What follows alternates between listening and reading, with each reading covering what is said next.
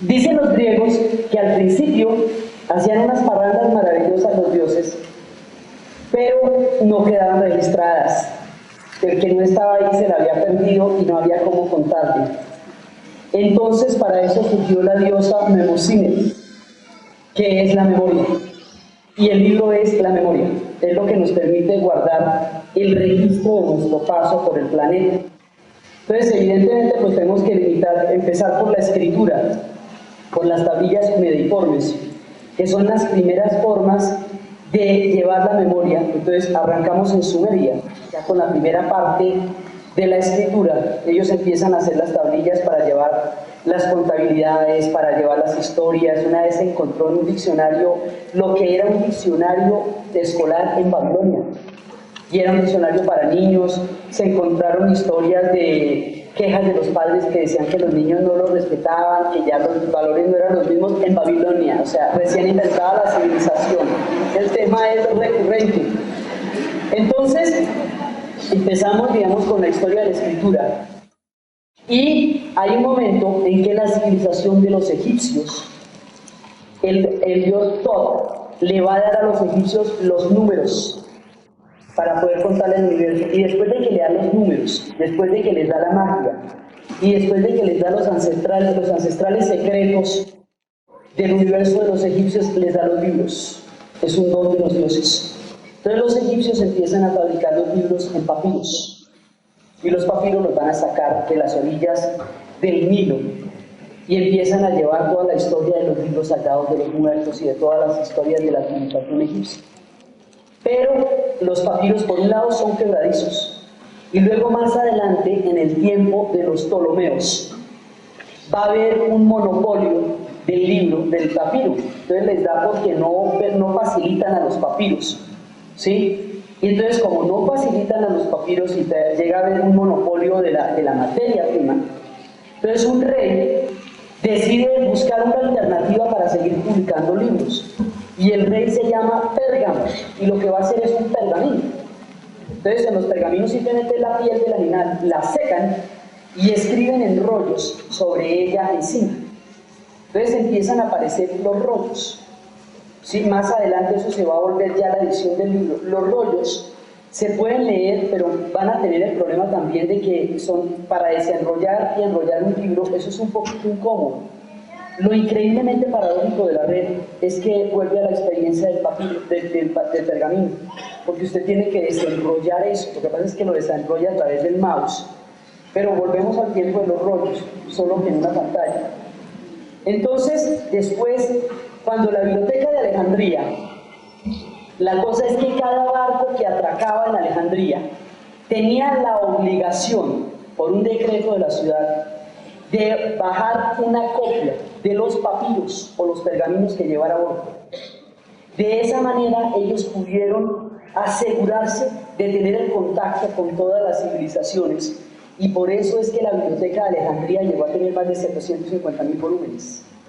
Entonces, porque todo el mundo tenía que llegar, era una condición para atracar en la ciudad, que usted tenía que dar copias de todo lo que estaba haciendo ahí.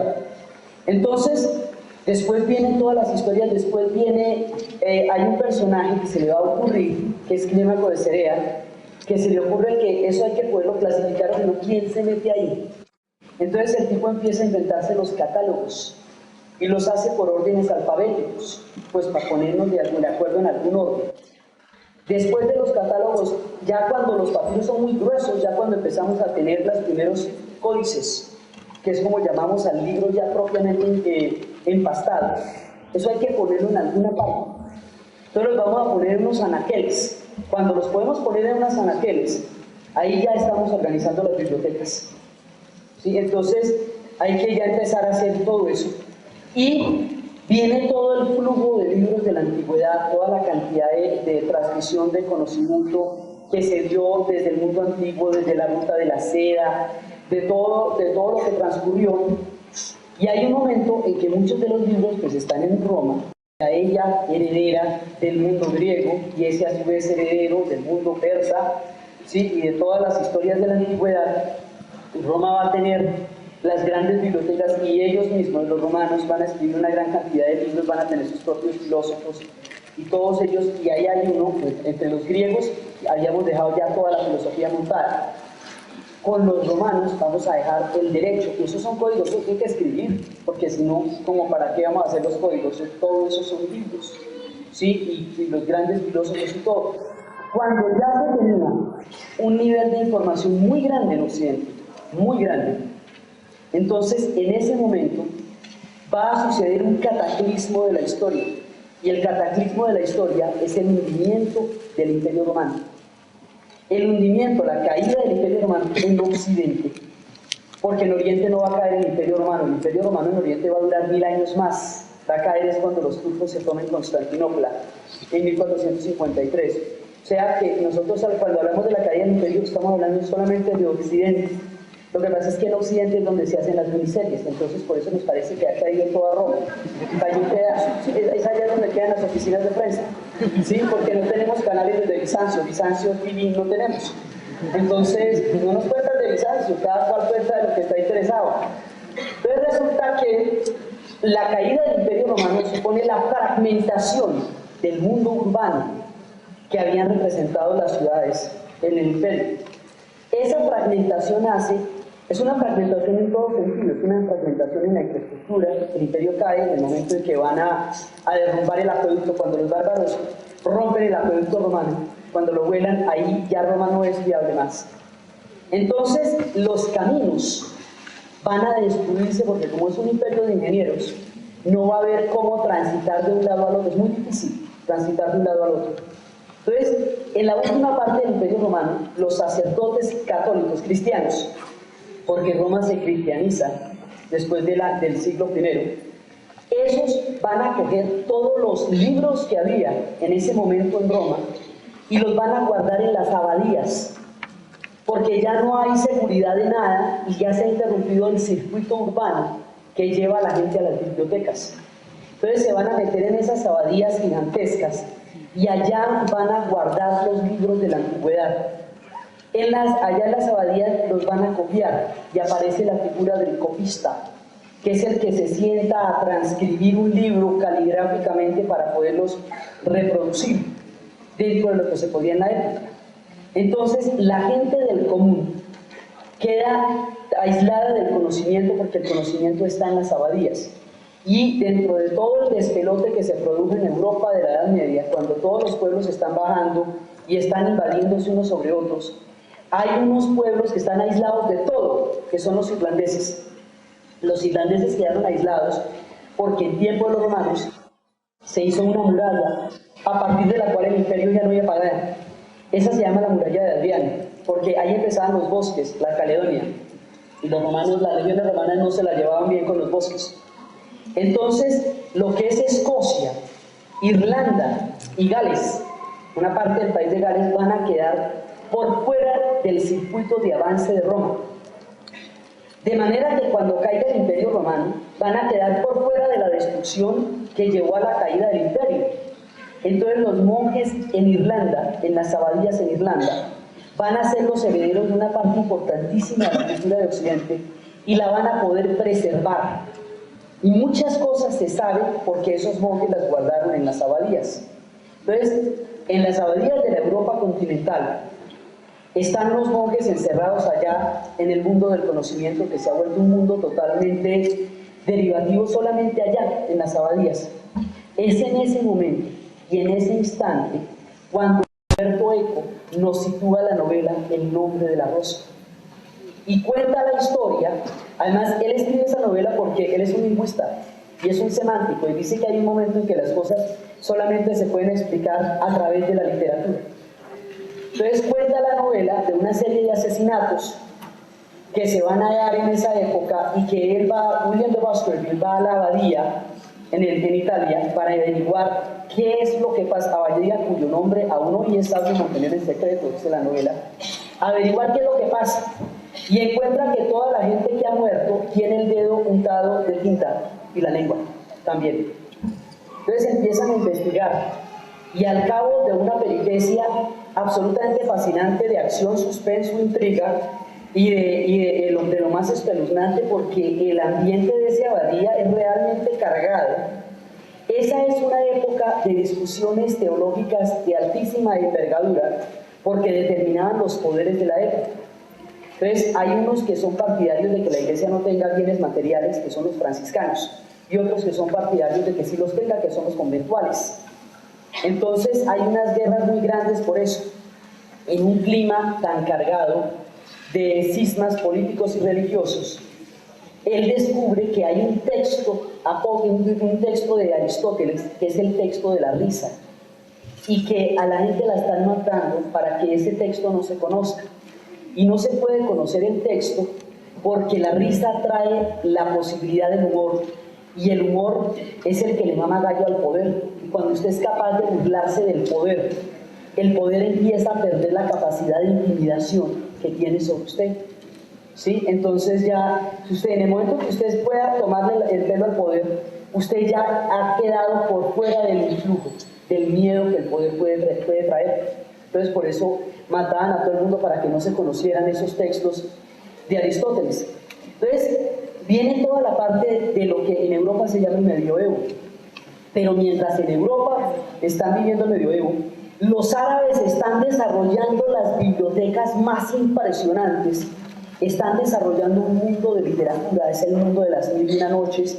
Los árabes son tributarios de los persas, y los persas son una gigantesca civilización a la que le faltan infinita cantidad de miniseries, porque lo que hay que decir de los persas no termina.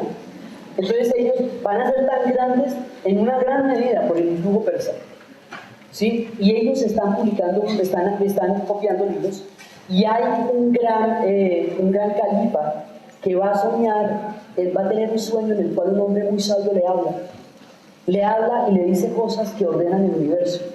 Ese hombre sabio es Aristóteles. El tipo se despierta por la mañana e inmediatamente empieza a ordenar las traducciones de Aristóteles del griego al árabe. Y a través de las cruzadas nosotros vamos a tener la traducción de Aristóteles del griego, del árabe al latín, en el Califato de Córdoba, en tiempos de Maimónides y Averroes, los grandes filósofos de la civilización de Córdoba. Y por esa vía es que va a llegar Aristóteles a Occidente para determinar todo el edificio de la lógica. Toda la manera como nosotros tenemos estructurado el cerebro para concebir el universo es a través de la lógica de Aristóteles. Entonces, empiezan a hacer contactos los libros, y al final, pero toda la época del medioevo, los libros están mediados por lo que va a ser el cristianismo. Entonces, el cristianismo hace que los libros que contribuyan a la doctrina, que se puedan adaptar a ella y que sirvan para fundamentarla, se conozcan. Y los libros que no, que la contradigan, que hablen de un universo diferente, que tengan otros dioses, ellos los van a considerar éticos o los van a considerar paganos. Esos libros van a quedar ocultos. Entonces, al confinar los libros en las abadías, nos aparece el secreto, los libros prohibidos, los libros que están misteriosos, guardados y ocultos. A finales de la Edad Media, un tipo que se llama Aldo Maguncio va a traducir las obras clásicas de la antigüedad, las va a traducir al latín sin ningún tipo de interpretaciones, sin la interpretación cristiana, es decir, nos va a dar la fuente directa de los libros de la antigüedad en Occidente. Cuando el hombre muere, ponen sobre su tumba los volúmenes que él había traducido, como un homenaje al hombre que nos dio el contacto a través de los libros con la antigüedad. Entonces, ya cuando empieza a llegar lo que nosotros llamamos la época del Renacimiento, el mundo de las abadías deja de convertirse en el depositario de la información, porque vuelven a aparecer las ciudades. Entonces, al volver a aparecer las ciudades, vuelven a aparecer ya empiezan a tenerse contacto entre, ya las abadías dejan de ser las depositarias del conocimiento y otra vez aparecen las universidades y luego aparecen las ciudades, y ya la gente vuelve a tener contacto con eso. En la mitad del Renacimiento hay un tipo que reinventa para Occidente lo que los chinos ya conocían. Como los chinos inventaban la moda de andar a pie, todo, pero eran discretos, entonces no le contaban a nadie. Entonces Occidente tuvo que reinventar todo lo que los chinos ya se sabían desde chiquitos, porque los chinos no le contaron a nadie que tenían esos chismes. Entonces aquí viene uno de los protagonistas más importantes, sin el cual no existiría la feria del libro, ni podríamos comunicarnos, ni podríamos estar aquí. Uno de los personajes, digamos, a los que se le tiene que rendir tributo todos los días, pues Gutenberg. sea, sin ella no hay nada. En el momento en que, de cuando salieron los 500 años, había una caricatura en la que Colón decía, yo descubrí América, y Gutenberg decía, sí, pero si yo no lo cuento nadie lo hubiera sabido. Sin mí el chisme no les llega. Entonces, en el momento en que se inventan la imprenta, ya no tenemos a una sola persona copiando un libro único, que a veces les costaba toda la vida, sino que ya la gente puede leerlo masivamente en letra imprenta. Ahora, anteriormente las lecturas eran en voz alta, porque los libros llegaron a tener tamaños tales que se necesitaban rodillos para moverlos, y había sesiones en voz alta. Ahora con la imprenta se nos va, y con el acceso a los libros, se nos va a facilitar un tema que es muy importante. Cuando usted lee un libro en privado, solo usted lo lee. Lo que usted piensa de ese libro, solo usted lo sabe.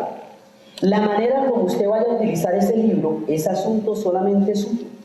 Con la imprenta aparece la privacidad de la lectura del libro, porque yo puedo leer lo que se me dé la gana, y mejor aún, puedo pensar lo que me parezca al respecto de lo que yo leo, ¿sí? Entonces empieza a existir la libertad de pensamiento a través del acceso directo a los libros y a la imprenta, y la libertad de interpretación, porque durante la Edad Media a mí me tocaba, si llegara yo a conseguir mi libro de esos, me tocaba la interpretación que había hecho el cristianismo al respecto, y no podía yo acceder a la fuente original. Con la imprenta ahora sí ya podemos. Y es por eso que Lutero va a hacer una revolución muy grande cuando traduzca la Biblia al alemán. Acuña el alemán como idioma, primero. Y segundo, cuando él imprime las 90 tesis, es cuando desata el proceso histórico que se conoce como la Reforma, que sería una ruptura profunda entre la iglesia católica y la iglesia protestante, que va a determinar la historia de todos los pueblos nórdicos que se van a volver protestantes.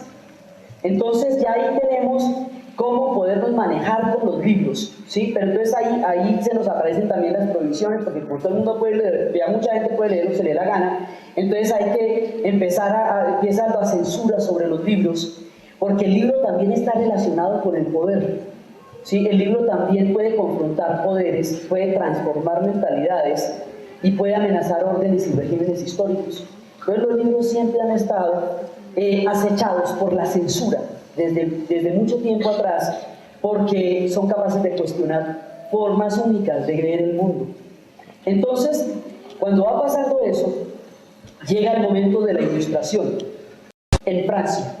Cuando la gente del pensamiento de la Ilustración, cuando Voltaire, Diderot, Montesquieu, todos los pensadores van a llevar la razón del mundo, del cosmos, que habían diseñado Kepler, Copérnico y Galileo, a la vida cotidiana de la ley, y lo van a convertir en derechos, y lo van a convertir en derechos para los seres humanos, para los hombres, los derechos humanos. Se ponen a echarle cabeza y dicen, estos derechos, si la gente no conoce los contenidos de estos derechos, no los puede ejercer. Si la gente no tiene acceso a la información que significan los derechos, serían letra muerta. Entonces vamos a hacer que toda la información del conocimiento que poseemos hasta ahora se pueda compendiar en un solo libro, al que pueda acceder la gente, y ahí pueda saberlo todo con lo que sabemos en este momento sobre la ciencia, sobre la física, sobre la matemática, sobre la política, sobre la literatura. Y ahí se le ocurre a Diderot la idea de hacer la enciclopedia. La enciclopedia es un libro que contiene toda la información que se tenía en ese momento en Occidente para darle contenido a los derechos, para que usted los pueda ejercer políticamente. Eso es la enciclopedia. Entonces, porque dice, la difusión de la información es la que da la posibilidad de la libertad del hombre. Eso es una de las ideas absolutamente claves de la Ilustración, y cada vez que hay una feria del libro, renovamos los votos de Diderot, ¿sí? En la medida en que tenemos acceso a una gran cantidad de información al mismo tiempo. Entonces, ya en ese momento, los libros empiezan a cambiar las mentalidades, empiezan a transformar las épocas, y en la medida en que más gente lea, más pensamiento crítico hay, más formación de criterios individuales se va extendiendo en la cultura, ¿sí? Y entonces se van haciendo. Antes de eso, hubo un personaje al que lo intoxicaron los libros de caballería, para que vea usted, ¿sí? De tanto leer libros de caballería se le secó el cerebro, y anduvo por ahí buscando la justicia, el honor y la palabra en un mundo donde eso ya no existía. La tragedia del Quijote es que el loco sea él, porque el tipo lo que era un tipo totalmente decente, serio y honesto, ¿sí? Y estaba buscando la palabra y el honor en la época en que llega el mercantilismo, y la palabra y el honor pierden toda validez porque lo único que habla es el billete. Entonces el hombre, que era un caballero medieval en rigor, ¿sí?, lo que va a hacer es tratar de encontrar un mundo valorativo de una época que ya pasó, y queda como un ser totalmente arcaico, completamente loco, enfrentándose a los molinos de viento, cuando lo único que buscaba era la integridad y la verdad de la persona humana, que era lo que quería hacer el Quijote.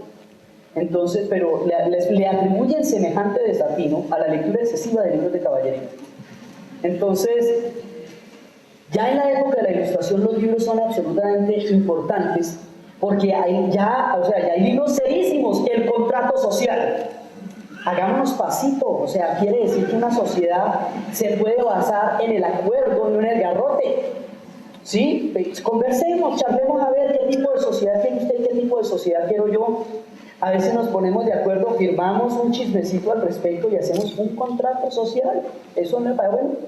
¿Sí? Entonces empieza todo el mundo de las ideas a movilizar la historia de Occidente. Entonces la historia la están protagonizando los libros. Ahí, a partir de la Ilustración. Entonces, y las opiniones, yo sé que decía Voltaire, yo no estoy de acuerdo con lo que usted dice, pero sería capaz de morir por el derecho que usted tiene de expresarlo, por el derecho que usted tiene de escribir. ¿Sí? Mucha gente la hicieron apurar de sus libros. A Giordano Bruno lo quemaron en los tiempos del Renacimiento por sus teorías acerca de la tierra. Entonces, la Iglesia va a poner el índice, donde van a prohibir a todos estos libros. ¿Sí? Y ahí en adelante las historias de los libros se van a hacer cada vez más importantes. Antes los libros eran demasiado grandes, eso no se podían leer, o sea, era muy complicado.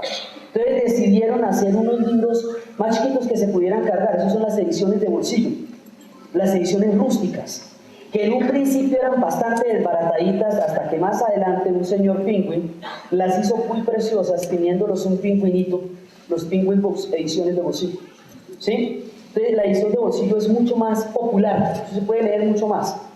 Entonces llega el siglo XIX, y en el siglo XIX nosotros vamos a tener evidencias reales de que los libros sí cambian la historia y que los libros sí son capaces de interpretar.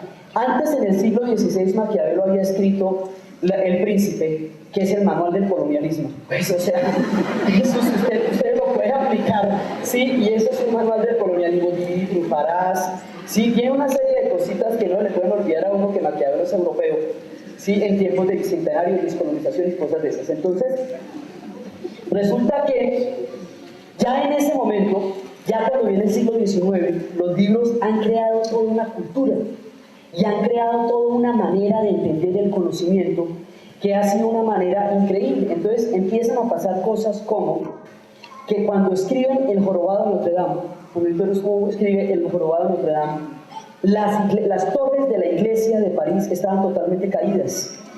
Ante el éxito de la novela, ante el fervor de la gente por esta figura triste y solidaria de Quasimodo y su amor por Esmeralda, la alcaldía de París, el ayuntamiento, sacó una partida muy grande para restaurar la iglesia de Notre Dame, hoy símbolo de la ciudad, junto con el Arco de Triunfo y junto con la Torre Eiffel. Y es esa novela la que le va a dar un factor de identidad a París fundamental, que es Notre Dame.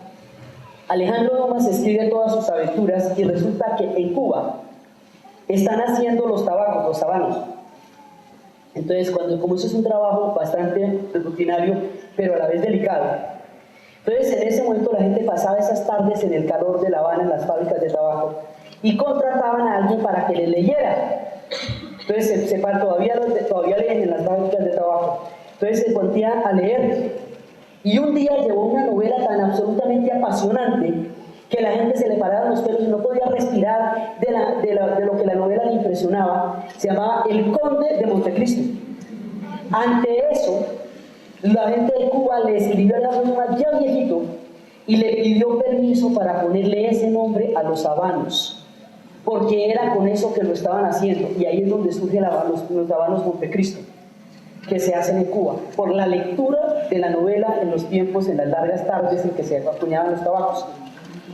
Charles Dickens va a ser un hombre que se va a conmover profundamente a través de la miseria y la situación de los niños de la revolución industrial. La revolución industrial va a devorar a casi todos los niños de Inglaterra, porque los niños trabajaban en las fábricas, los encadenaban desde que eran chiquitos, a los 19 años ya eran seres totalmente deformes. Ellos muchas veces heredaban las deudas de sus padres, pero los primeros 5 o 6 o 10 años de su trabajo eran gratis porque era pagando una deuda que el padre no había llegado a tener.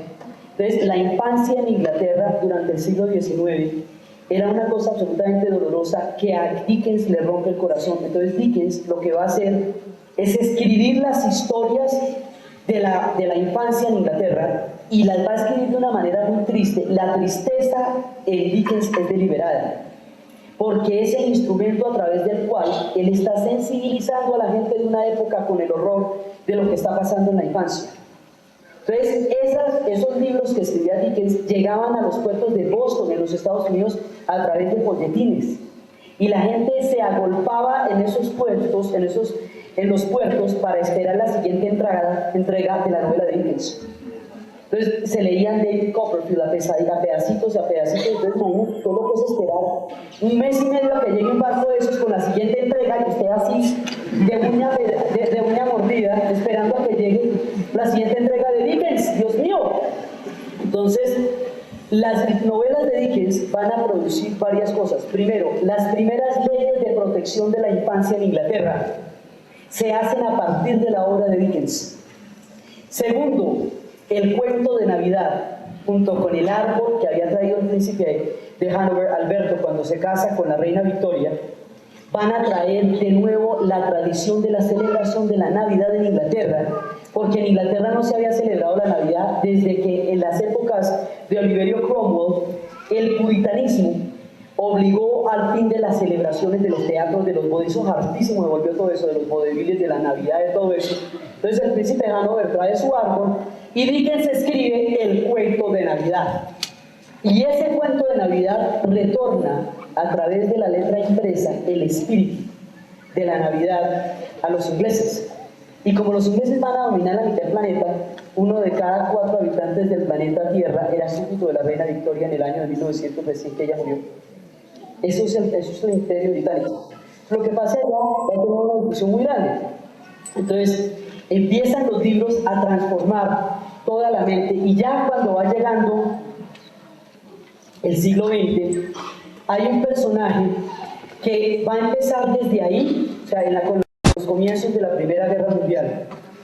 Hay un personaje que estaba buscando lo que era realmente importante, o sea, ¿dónde hay un mundo donde la ética sea un hombre que vivió los horrores de la Primera Guerra Mundial? Y esa época dice, tengo que encontrar algo en donde yo realmente pueda encontrar amistad, verdad, deber, palabra, los valores del honor, pero no existen en esa época.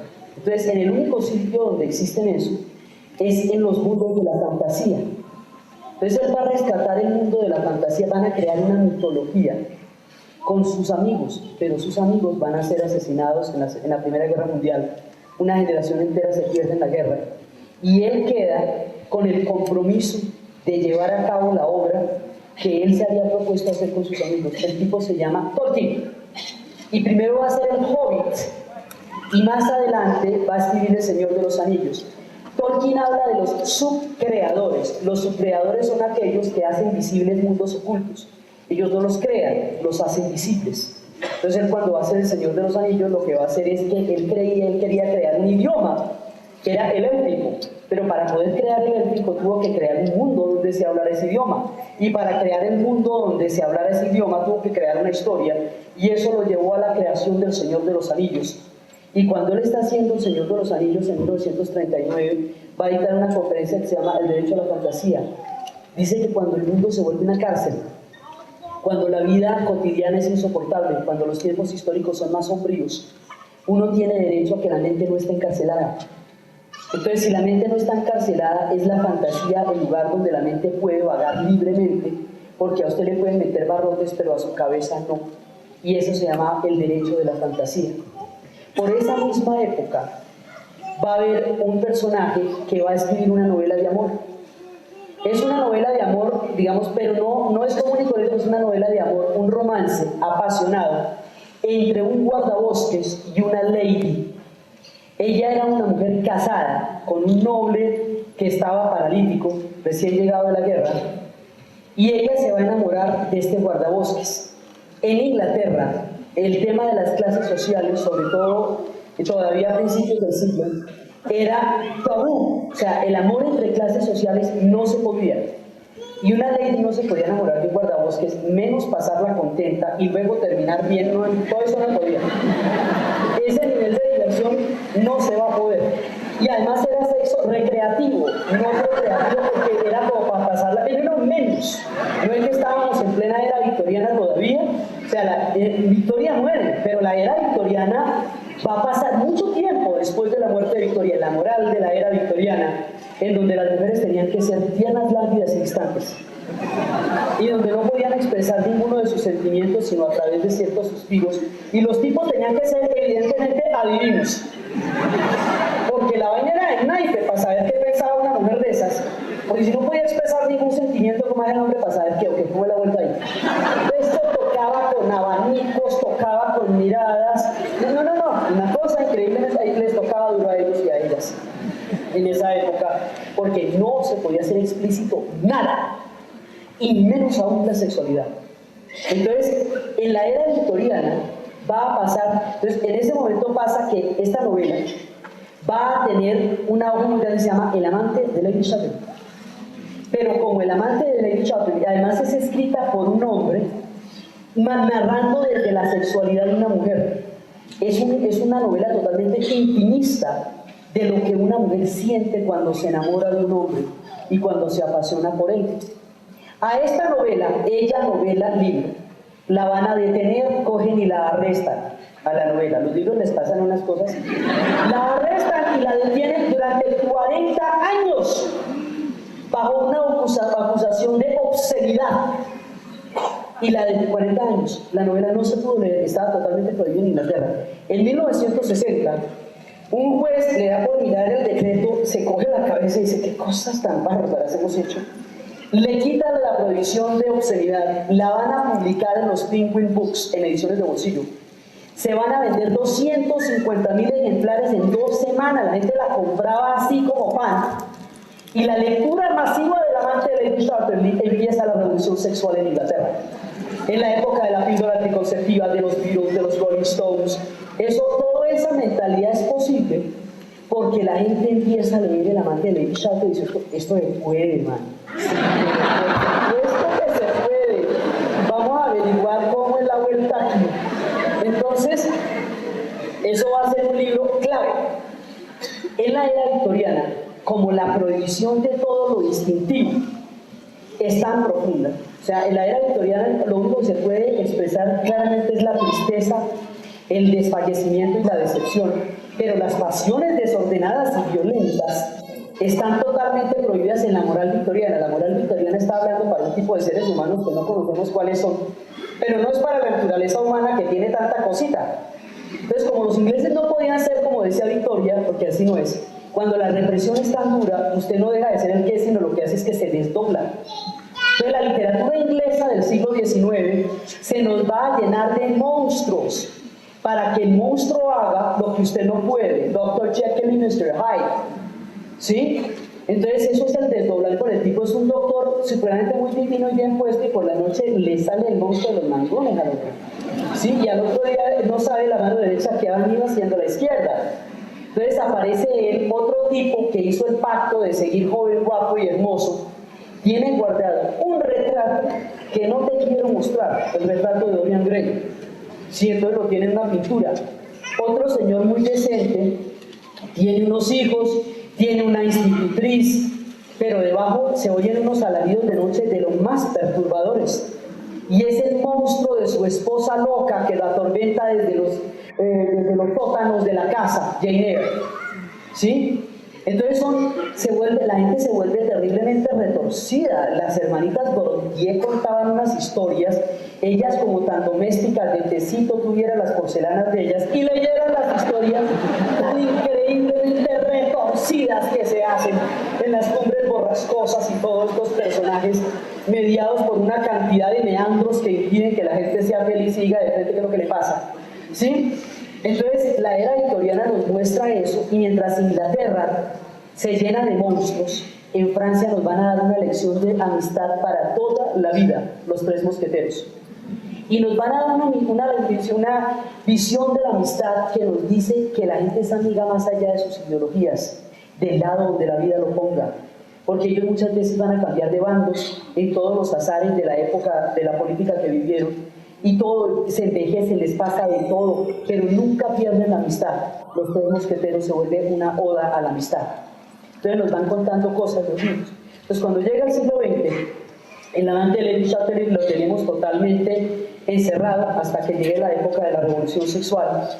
Hay una mujer que quiere un espacio para ella sola, un espacio que no sea la cocina, porque en la cocina usted lo que está escamellando, eso no tiene una privacidad, así que digamos, un espacio para su corazón, para su alma, una habitación propia, donde yo me pueda entrar un ratito, Virginia Woolf, ¿sí? Una habitación propia, es que no es mucho pedir, ¿sí? Entonces ella empieza a pedir un espacio interior y empieza a generar un espacio interior. Los libros hacen que personajes que van a poder concebir universos es a través de los libros.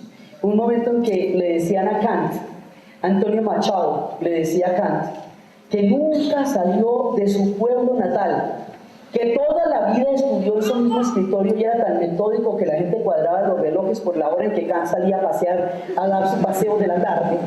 ¿Sí? El hombre nunca salió de allá, pero entendió el universo y resolvió el dilema más grande de la filosofía, que es el tema entre el sujeto y el objeto, y desarrolló todo el pensamiento de la crítica de la razón pura, que nos hizo un análisis de los instrumentos que tenemos para conocer el mundo. Entonces Machado diría de él: Tartarín de Königsberg, con el puño en la mejilla todo lo llegó a saber. Entonces era este hombre encerrado, imaginándose el mundo y resolviendo los dilemas más grandes, y nosotros supimos lo que hacía ese tipo antes del paseo de la tarde por los libros. Por eso es que supimos cómo era el dilema del conocimiento. Entonces, en el siglo XX, los libros están pasando por una cantidad de temas. Tolkien está escribiendo El Hobbit y luego está escribiendo El Señor de los Anillos.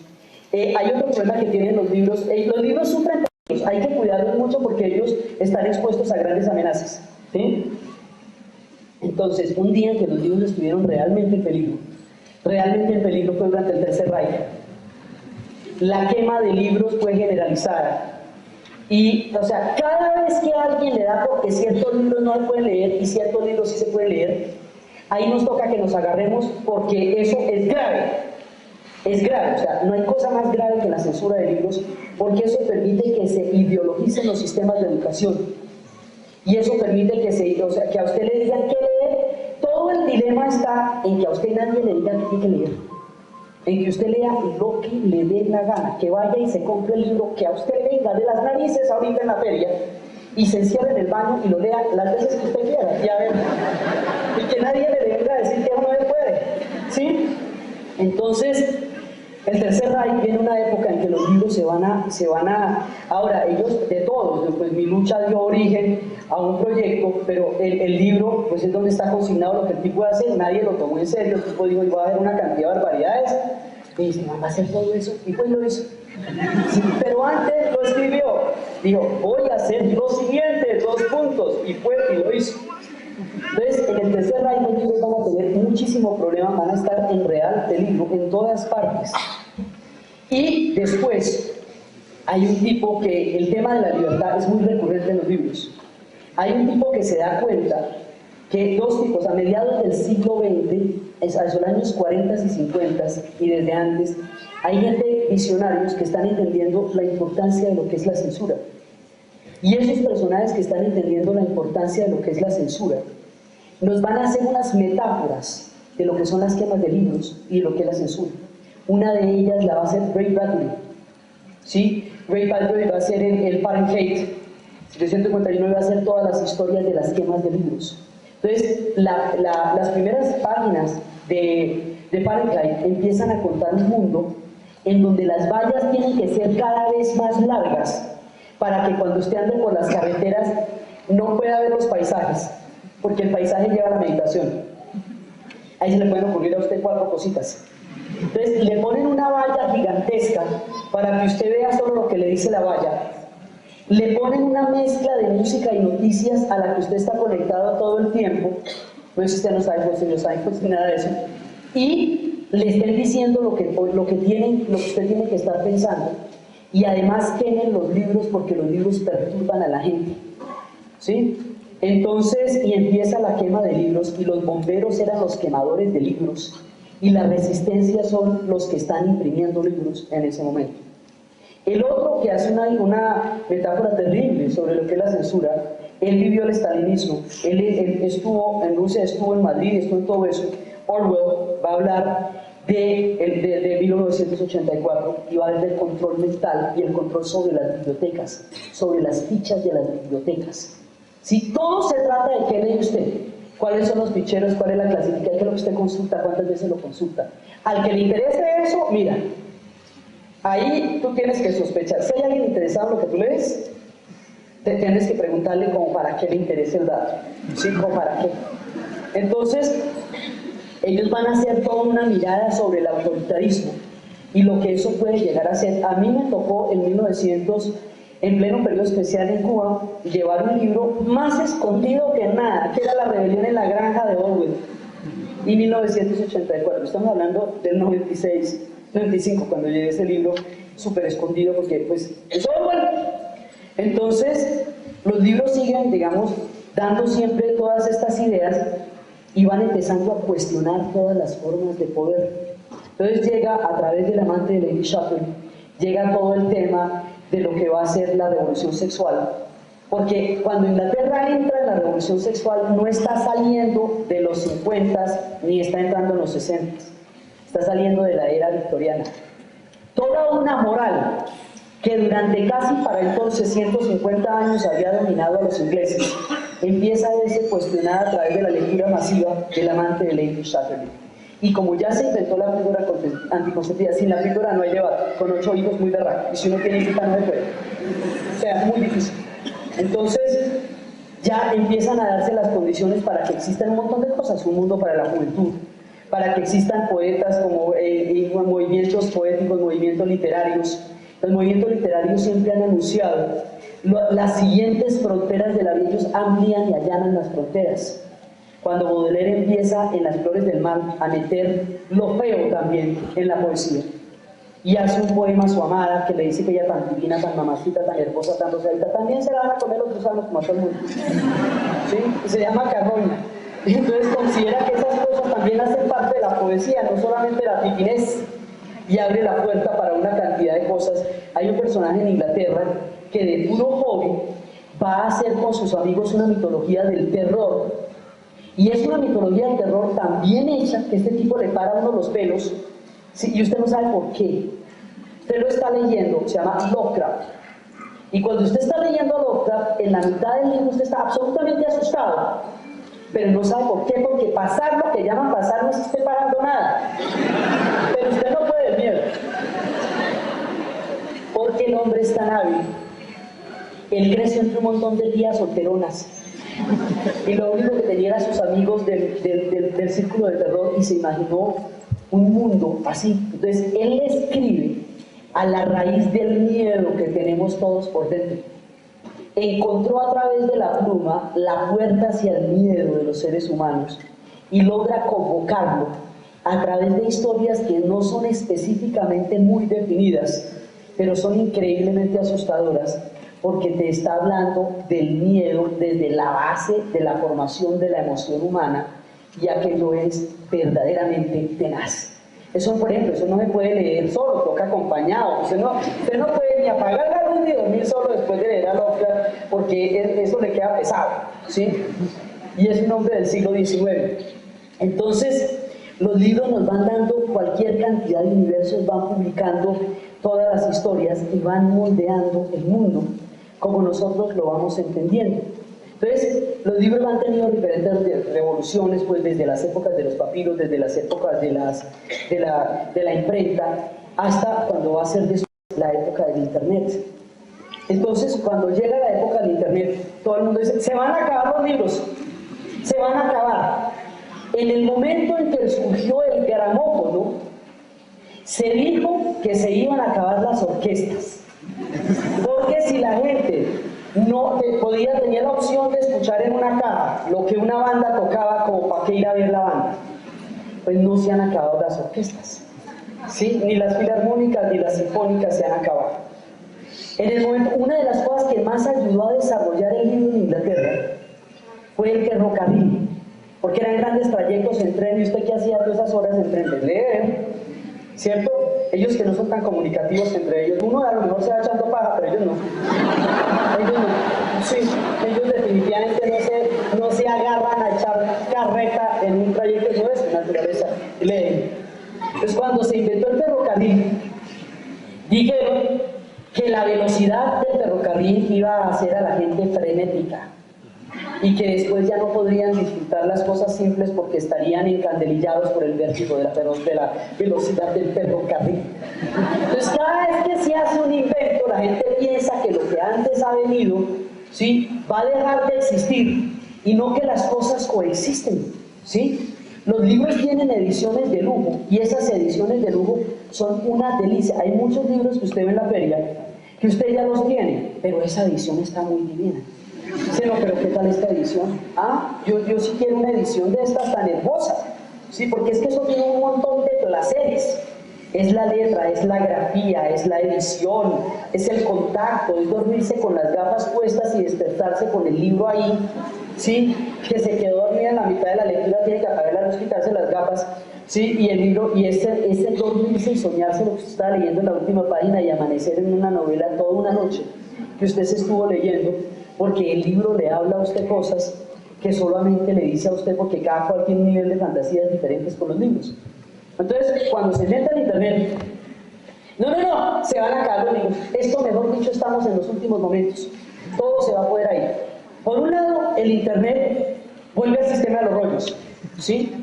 Porque por chiquito que sea el computador, sigue estando en una pantalla. ¿Usted cómo hace para subrayarlo así, para poderlo volver a matachar y poner y volver y leerlo otra vez y volver y desde la página acá? Sí, cuando la goma de un libro es una cosa tan terrible, porque uno no puede superar eso fácilmente. O el horror de acabarlo, cuando se acaba y usted no quiere.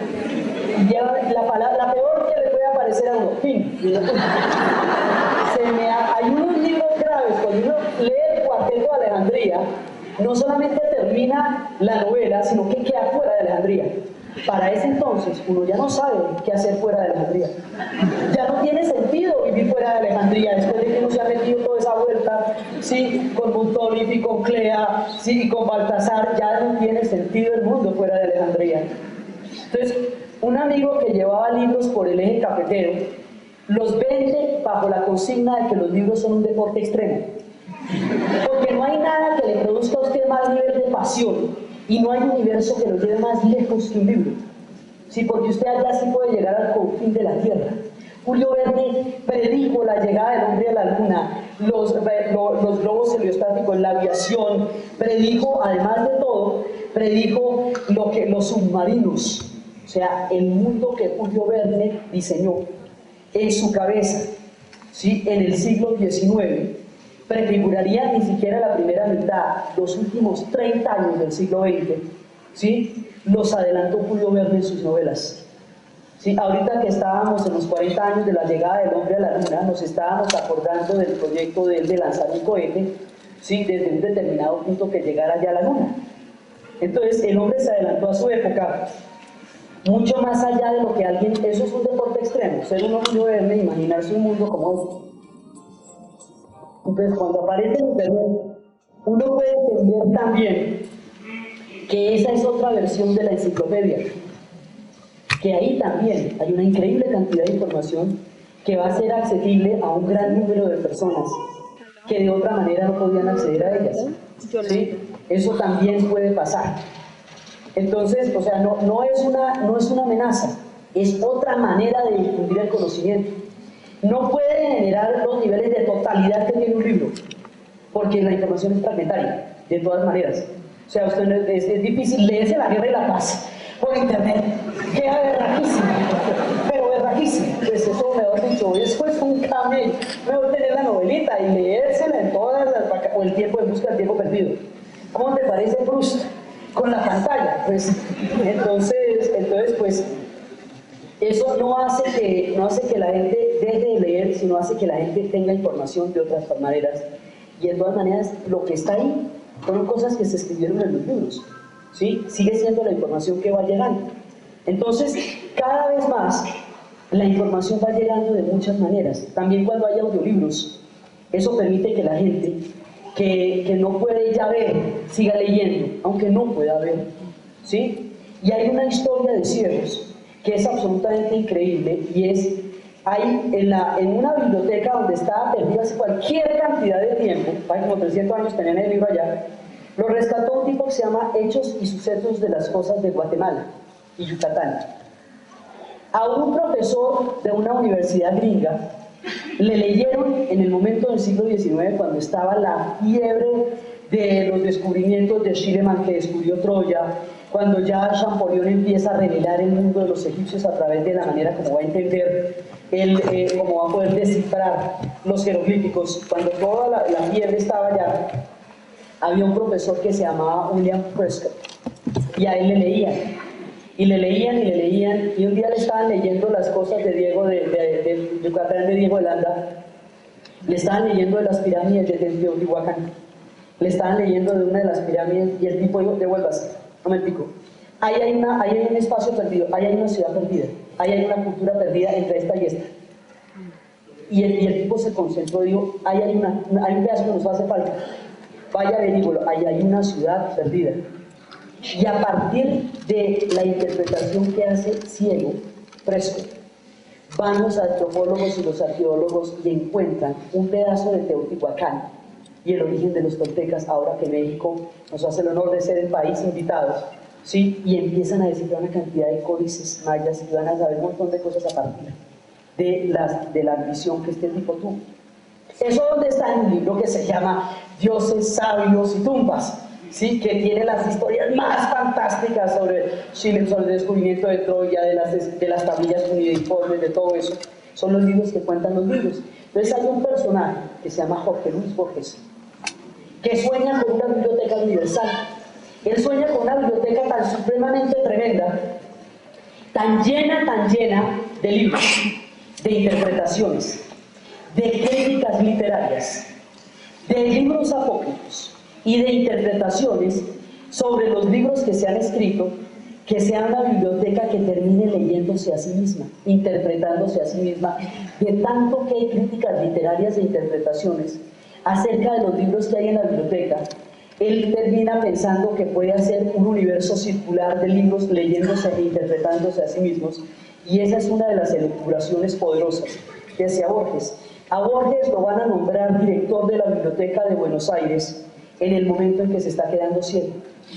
Entonces va a escribir uno de los poemas más hermosos que se llama el Poema de los Dones, que empieza diciendo: nadie rebaje a lágrima o reproche esta infinita sabiduría del universo, esta gran sabiduría del universo, que en su infinita ironía me ha dado al mismo tiempo los libros y la noche. Y él queda metido en la biblioteca de Buenos Aires y recuerda que antes hubo un director de la biblioteca que también se quedaba ciego, que era Prosa, y siente que los dos, Prosa y él, deambulan por las sombras de una biblioteca ciega, y empieza a hablar de las tinieblas, él que se antojaba el paraíso como una gran biblioteca, y dice que todo se va quedando roto y perdidos como los rotos manuscritos que se perdieron en Alejandría, y empieza a contar la profunda ironía que es que logra el cargo más grande y más importante que quiso en el momento en que va a perder la vista, y eso es lo que hace el Poema de los Dones. Entonces, los libros son tan increíblemente poderosos que no hay ni siquiera que ver para poderlos entender, porque Prescott y Borges fueron capaces de entender el universo siendo ellos ciegos. Entonces, cuando ya llega la era del internet y ya llega la era del PlayStation y del Xbox, y todo el mundo está metido en eso, apaga todos los equipos y pone a la gente a leer el mundo de Howard, ¿sí? Todo el universo. Son 7 libros. Eso garantiza que una generación entera va creciendo con los libros de Harry Potter, ¿sí? Y que hay que leérselos en todas partes. Yo he visto ediciones de eso en Tahití, he visto ediciones de esos en Vietnamita, al otro lado del mundo, los libros de Harry Potter, ¿sí? Entonces, ella vuelve a eso. Hay momentos, unas caricaturas que decían, bueno, ¿y cuál es la magia de Harry Potter? Entonces dice el pelado, pues me hizo apagar el equipo y sentarme a leer, ¿sí? Y hay una que dice, viejas tecnologías, y entonces están empolvados los PlayStations, nuevas tecnologías, y está el chino así, devorando Harry Potter, ¿sí? Y hay una que muestra a los papás viendo televisión con la baba, así. Y detrás de ellos en el sofá está el sardino viendo, imaginándose un mundo, imaginándose túneles, imaginándose todo lo que es una llegada a Howard en el momento en que llegan las vacaciones y Harry tiene que ir a la escuela de Howard. Entonces, Harry Potter se constituye en un fenómeno, sí, pero además no solo el crepúsculo, hay una cantidad de libros que están trayéndole a los niños universos de vampiros y de magia que los hacen sentir que en los libros pasan cosas interesantísimas, ¿sí? Que vuelven a meterlos en la profunda imaginación.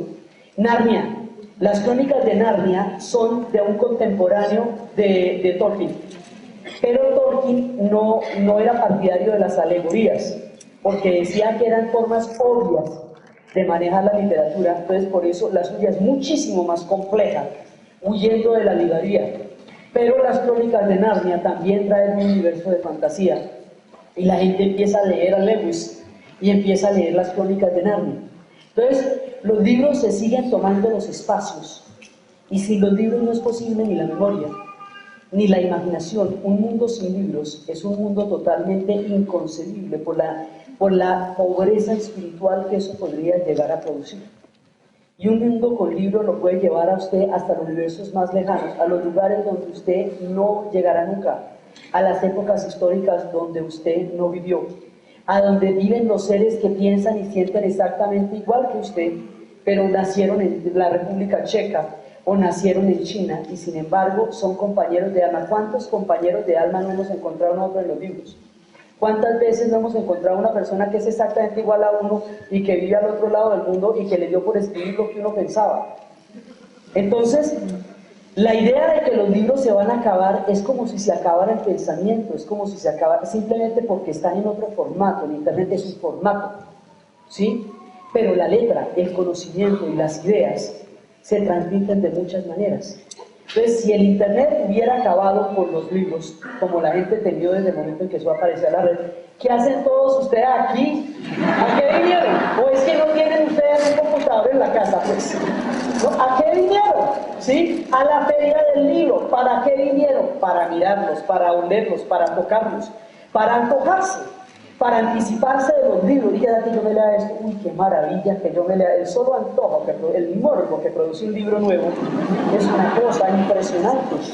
Entonces, con eso me emociona y nos trae a la memoria el paso de nosotros por la historia. Y si hay algo que va a quedar de nosotros, cuando ya no quede nada, van a ser los libros. Si hay algo que testimonia nuestro paso por la tierra, son los libros, que dice que amamos, que sentimos, que sufrimos, que quisimos y que creímos, y que fuimos capaces de escribir las cosas en las cuales nosotros pensamos. Entonces, como eso se lo quede, el trabajo mío está en los libros. Mi trabajo es inexplicable sin los libros. Son mi materia prima. Todo lo que sale por la radio está escrito en alguna parte y alguien echó ese chisme. Yo lo que hago es ir y se lo pregunto. Y voy y se los cuento. ¿Sí? Pero básicamente son los libros, los amigos míos que hacen posible que uno les eche historias que están todas ahí. Entonces, por eso, porque el libro nos ha acompañado desde el origen de los tiempos, desde el comienzo de la escritura, desde las tablillas cuneiformes, desde las escritas palaciegas, desde los libros prohibidos, fáciles de entender para sí libros.